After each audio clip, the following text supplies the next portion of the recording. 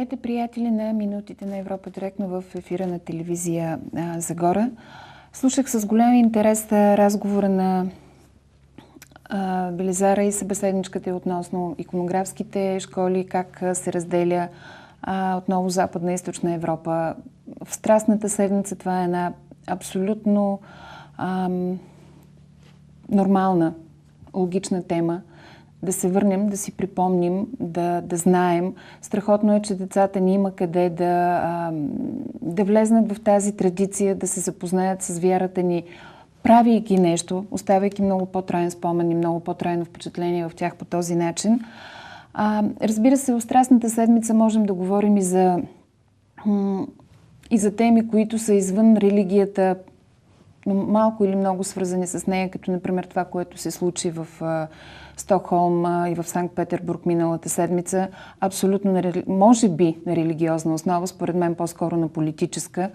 Но това, което нашия екип реши да покаже тази седмица, върху което да обърне вниманието ви, всъщност е един филм съвсем нов на Съвета на Европейския съюз за това как всъщност се създава съвета. Институцията, в която се вземат всъщност най-важните, може би, решения за посоката на развитие, взаимоотношенията не само вътре в самия Европейски съюз, а и с неговите партньори.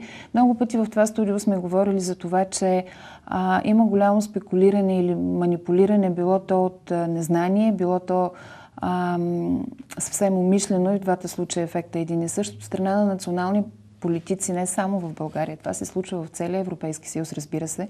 Във Франция в момента виждаме много добре. Видяхме преди, така съвсем наскоро в Холандия, преди година пък в Великобритания, докъде доведе това. За това, че всъщност Брюксел налага и Брюксел иска да се вършат едни неща. Даже съвсем пресният пример, който мога да дам, е затегнатите мерки за сигурност. Хърватска и Словения, как в един момент двамата премиери казват: ние ще обърнем много сериозно внимание на Европейската комисия, че това не може така. Всъщност, много пъти сме казвали, че Брюксел не налага и че всичките страни членки имат своето право на глас при вземане на решения. Затова и решихме да покажем този филм, за да осветлим още повече процеса, и защото в него има много интересни исторически моменти, разказани от първо лице. Хората, които са участвали много активно в изграждането на конструкцията на Европейския съюз, такава каквато я познаваме днес, на самия съвет, как всъщност се взема решение той да бъде създаден, защото при първоначалните подписване на договорите от Рим, за които говорихме много пъти, той въобще не е стоял на дневен ред. Ще чуете, Маргарет Тачър с нейната крилата фраза за това, че Великобритания се иска парите обратно и как всъщност се стига до знаменитата британска отстъпка. Филма е около 40 минути днес. Ще покажем първата част от него. След светлите великденски празници ще имате възможност да се запознаете и с втората, но нека сега да видим първата част на филма, който ни беше любезно предоставен от Съвета на Европейския съюз. Колеги?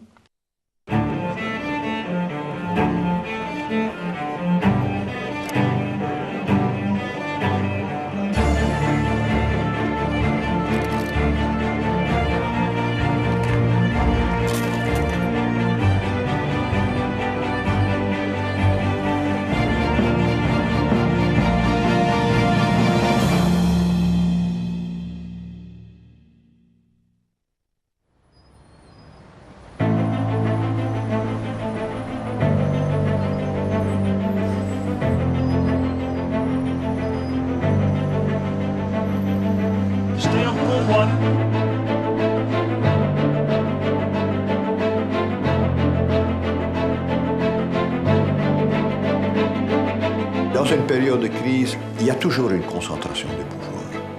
Quelqu'un ou quelques-uns doivent décider. Ce lieu, c'est le Conseil européen. 1,5 million de migrants arrivant, mettons en Allemagne, dans l'espace Schengen. Est-ce que c'est une question pour le ministre, M. de Maizière? Mais non. C'est une question pour Mme Merkel. c'est elle qui perdra ou gagnera les élections sur la décision qu'elle a prise. Et donc c'est une responsabilité très personnelle. On engage son pays. The Council is the place where compromise happens and where we adjust our own positions to those of other countries. It is really a democratic body.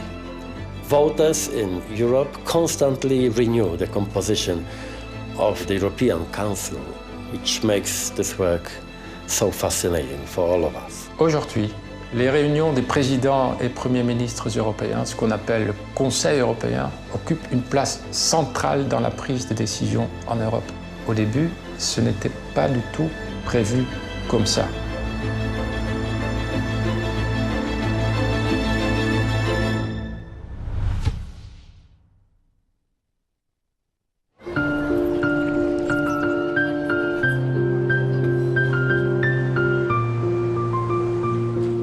Les chefs d'État n'avaient pas leur place dans la communauté. La communauté européenne avait été conçue comme un système de partage du pouvoir à tous les niveaux.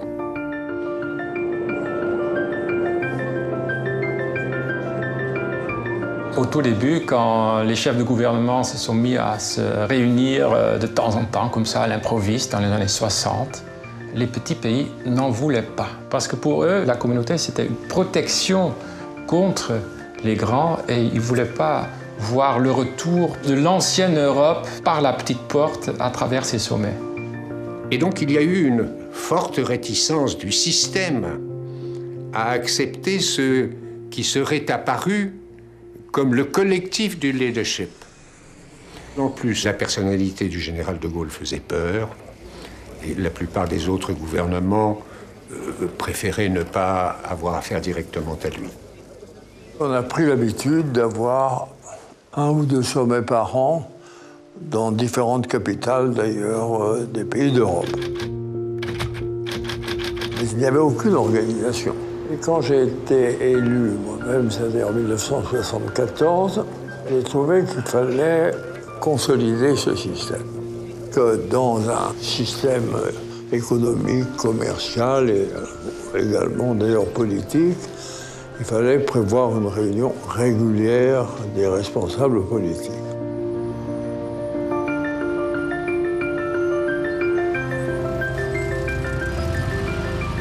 De plus en plus, il est apparu que les pays de la communauté avaient à se prononcer sur des questions qui, en vertu des traités, n'étaient pas de la compétence de la communauté. Que faire devant les crises pétrolières? Que faire vis-à-vis des pays producteurs? Que faire entre la Palestine et Israël? Et donc tout ceci a coagulé pour qu'en 1974, Giscard, aidé par Jean Monnet, fasse tomber les réticences. C'était dans le salon de l'Élysée. Helmut était assis à côté de moi. Et je lui ai dit, on devrait organiser quand même quelque chose d'un peu plus régulier, plus stable. Il m'a dit, mais je suis tout à fait d'accord. Puis j'en ai parlé au Premier ministre belge, et il m'a dit, non, c'est une très bonne idée. Les Anglais étaient moins enthousiastes, n'est-ce pas?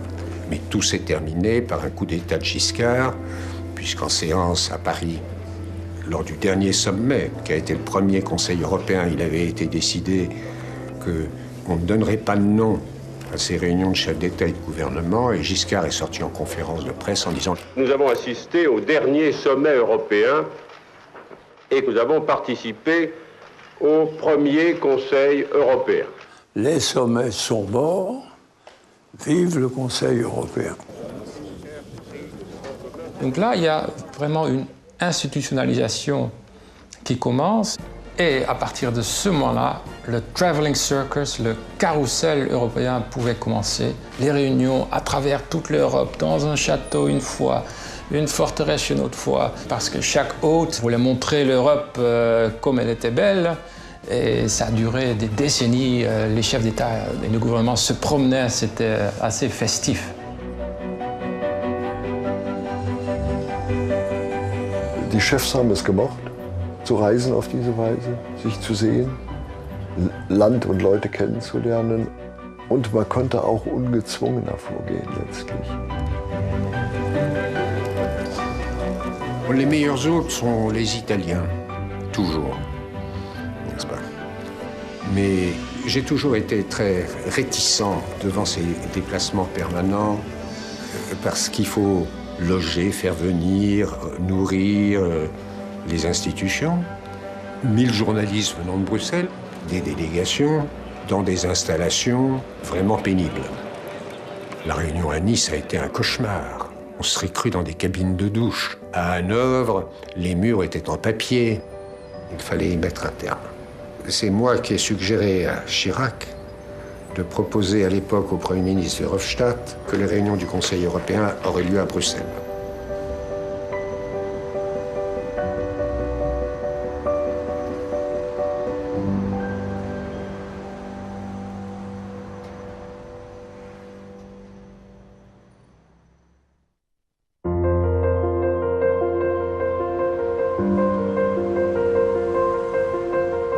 Le Conseil européen, au début, n'existait pas, puisqu'il n'était pas dans le traité. C'était le résultat d'un coup politique de Giscard à son époque, mais n'avait pas d'assises juridiques. La codification est venue avec le temps, et notamment en 1986, avec l'acte unique. Le traité a en quelque sorte accepté ce nouveau-né un peu étrange et lui a donné une place dans le régime juridique. Mais la grande nouveauté a eu lieu avec Maastricht, qui inclut dans la zone d'intérêt de l'Union des questions qui, en vertu du traité, restent de la compétence des États. Et le fonctionnement du Conseil européen a été beaucoup modifié par Lisbonne, surtout par la création d'un poste de président permanent du Conseil européen.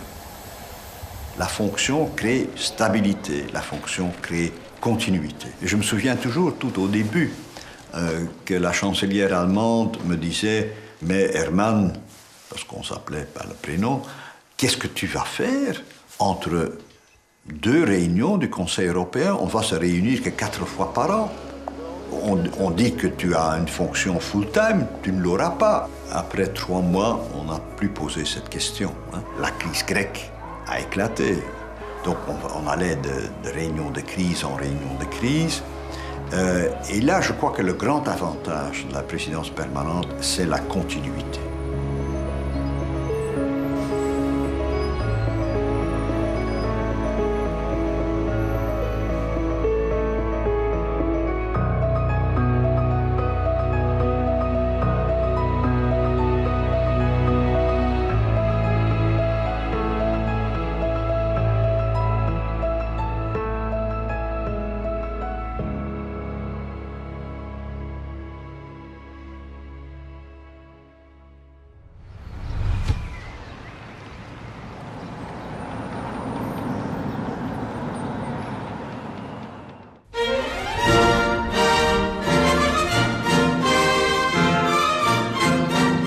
Le problème des Anglais avec le budget européen, en fait, il y en avait 2.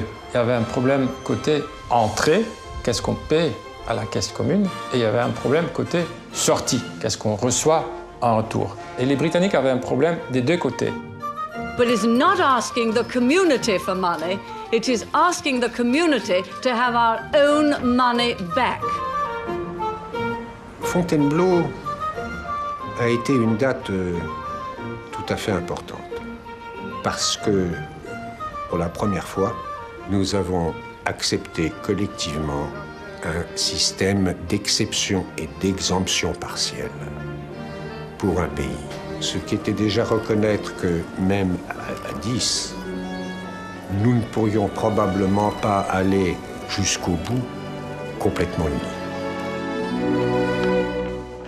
unis. Ça a été très irritant, cette affaire. Et Mme Thatcher avait pris une posture qui n'était pas plaisante pour ses partenaires, parce qu'elle considérait que c'était son argent. Enfin, give me my money back. Il n'y avait aucune raison. Elle insistait tellement que nos partenaires allemands, et en particulier Helmut Schmidt, un jour m'a dit « on ne peut pas continuer comme ça ».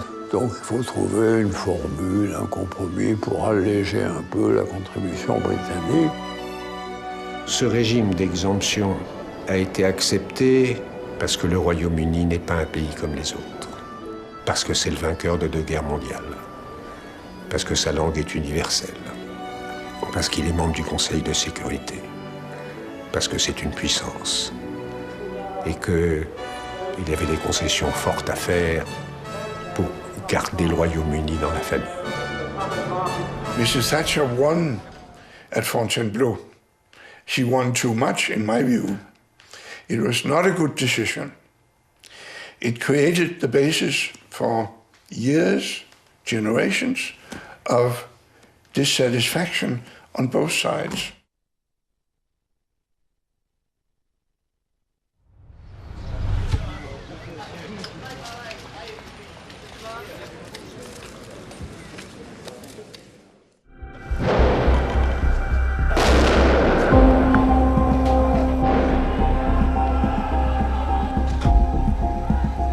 Les années 80-84 avaient été des années très difficiles en Europe. Il y avait eu une crise profonde en Italie. Mitterrand avait été élu sur un programme de nationalisation et de fermeture des frontières.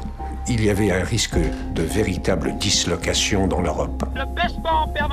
Et après ces années de remise en cause, tous les pays se sont donc retrouvés désireux d'aller plus loin dans cette espèce de transformation politique intervenue en fait en 83.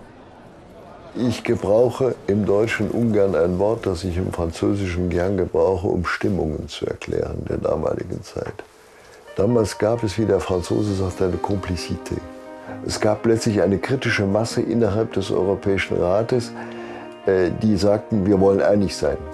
Wir wollen das schaffen. Wir wollen zusammenhalten. Das war Kohl, das war Mitterrand, das war Martens, ein González, plus Jacques Delors selbstverständlich. Und der Rest folgte.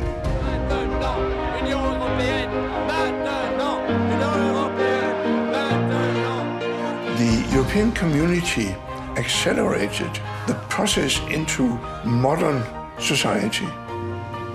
Before it was a question of getting enough to eat, but now it was a question of quality of what you put into your mouth. It was a question of health. We began to be able to afford to have policies of that type. Bon, l'enjeu à l'époque, c'était est-ce qu'on va avoir un marché intérieur en 92, le grand projet de Jacques Delors. Mais pour les chefs d'État et de gouvernement, l'enjeu était de savoir est-ce qu'on va faire une conférence intergouvernementale pour changer le traité, oui ou non. Et pendant le Conseil européen à Milan, en juin 1985, le Premier ministre italien, qui était le hôte, Craxi, il a fait un coup. Il a, pour la toute première fois dans l'histoire du Conseil européen, appelé les 10 chefs d'État et de gouvernement à voter.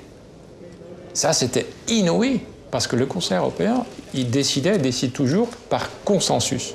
Le Premier ministre grec, Papandréou, le père, qui disait que c'était un viol. Le Premier ministre danois, Schlüter, il était très fâché aussi. Thatcher, il était hors d'elle aussi de fureur. Mais Craxi, il a insisté et ils ont voté. Et c'était 7 contre 3. Et ils ont décidé au Conseil européen de Milan de convoquer une conférence intergouvernementale sur le marché intérieur. Cette conférence s'est tenue et elle s'est achevée au mois de décembre à Luxembourg par un temps abominable. Il y a eu une difficulté essentiellement pour les Britanniques qui concernait les conséquences d'une réglementation excessive sur les petites et moyennes entreprises. Et Mme Thatcher expliquait, moi j'ai dirigé une petite entreprise de 4 personnes et regardez ce que je suis devenu. Alors, Andreotti se penche un peu sur sa table vers Mitterrand et « Sono morti i 3 altri ». Mais alors, il avait oublié d'éteindre son micro. Tout le monde a entendu, sauf Mme Thatcher, qui, je crois, ne parle pas l'italien. Mais ça s'est terminé très bien, et l'acte unique a été bien mis en œuvre. And we drafted the treaty in 4 months. The complete text in 4 months. An enormous success. So that was the reason why the European community had this marvelous period in the 80s when we agreed,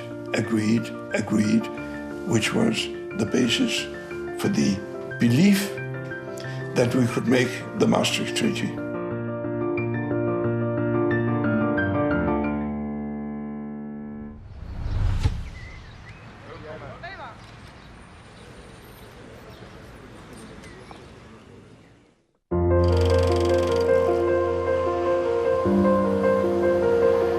Le contexte est connu. Il y avait eu la chute du mur de Berlin, à la fin 89. Il y avait eu d'une certaine manière surtout l'effondrement du bloc soviétique. Man hatte nur eine unausgesprochene Angst vor einem wiedervereinigten Deutschland. Und es ist letztlich erstaunlich, dass wir nur 1,5 bzw. 2 Jahre nach diesen grundlegenden Ereignissen, ob in Deutschland, aber auch in Polen zum Beispiel, dass der Europäische Rat den Mut gefasst hat zu Maastricht. Poland was already a free country thanks to Solidarity movement.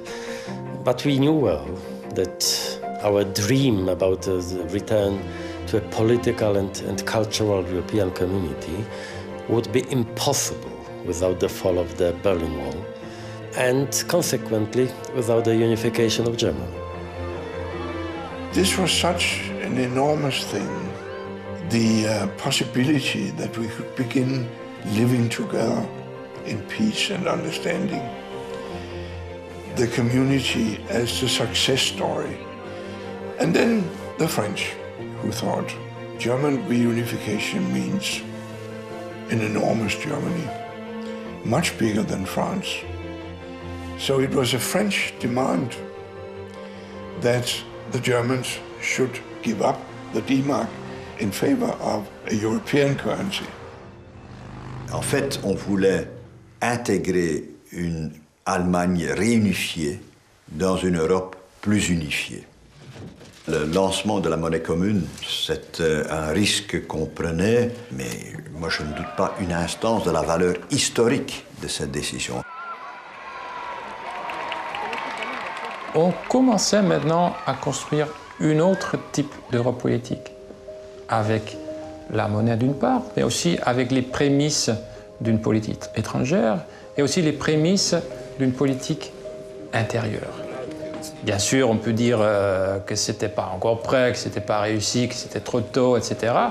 Mais il y avait un vrai basculement, une métamorphose presque de l'ancienne Europe des règles à une Europe capable de répondre à des crises géopolitiques, politique étrangère, politique intérieure, des sujets dont les chefs d'État et de gouvernement considéraient que c'était à eux de les prendre en main.